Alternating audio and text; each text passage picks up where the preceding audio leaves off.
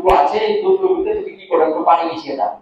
এই পানি মিশিয়ে দাও, তাহলে যে আমরা একটু সাশ্রয় হবে আমাদের, আমরা অন্তত দুমুঠো খাবার অন্তত পেট ভরে খেতে পারবো। এই সতর্ক মানে এরকম ভাবে উপদেশ দিচ্ছেন, মা মেয়েকে বলছেন ভেজাল মিশ্রিত করতে। তো দেখেন ওই মেয়েটি তখন তার মাকে বলছে যে মা, এটা হচ্ছে আমিরুল মুমিনিন উমরের নিষেধ, এই দুধে পানি মিশানো এটা আমিরুল মুমিনিনের পক্ষ থেকে নিষেধ, এটা আমি করতে পারি না। তখন মা বলছে যে এটা করতে পারো না, তুই যে উমর তো এখানে নাই, উমর তো চিন্তা করছে যে উমর কি দেখতে পেবে, উমর কোনটা আছে আর কোনটা, তাও পানি একটু মিশিয়ে দেওয়া সমস্যা। মেয়ে বলছে উমর নাই, আমিরুল মুমিনিন উমর নাই, কিন্তু উমরের তো আল্লাহ এখানে আছে।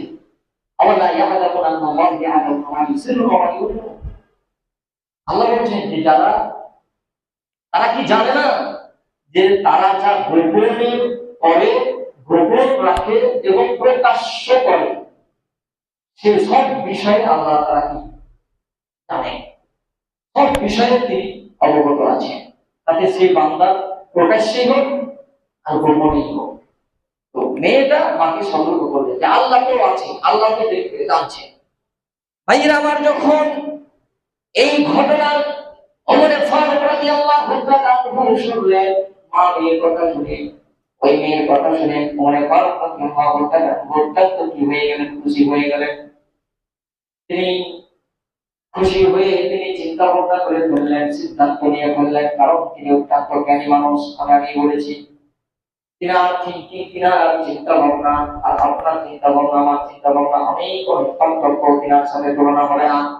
তিনি চিন্তা করলেন আমি আর কোথায় আমার পুত্র দেখতে যাবো, আমার আর কোথায় এইরকম পুত্র আমি পেতে পারি যেই মেয়েকে আমার অনুপস্থিতিতে আমার হুকুমেই প্রতি এত গুরুত্ব দেয়, আল্লাহকে এতটা ভয় করে, সেই মেয়েটাকে আমি আমার পুত্র বানাতে চাই। ওমর ফারুক রাদিয়াল্লাহু তাআলা দুবাই কি করলেন, এর ব্যবস্থা করলেন, ওই মেয়েটিকে পুত্র বানিয়ে দিলেন। পরবর্তীতে ওই পরিবার থেকে খলিফা ওমর ইবনে আব্দুল আজিজ রাহমাতুল্লাহ জন্ম গ্রহণ করে। সুবহানাল্লাহ, চিন্তা করতে পারেন ওই মেয়েটার রাইট পদ মর্যাদা সম্মান কত উচ্চ পর্যায়ে পৌঁছে দিয়েছেন আল্লাহ। সুবহানাল্লাহ, মানুষ তাকে অবলম্বন করবে যে এই যে পাপ থেকে বাঁচতে পারে এবং পৃথিবীর বুকে যে আল্লাহ তাকে পুরস্কৃত করে, সম্মানিত করে, তার জ্বলন্ত প্রমাণ এটা হাদিসে আছে।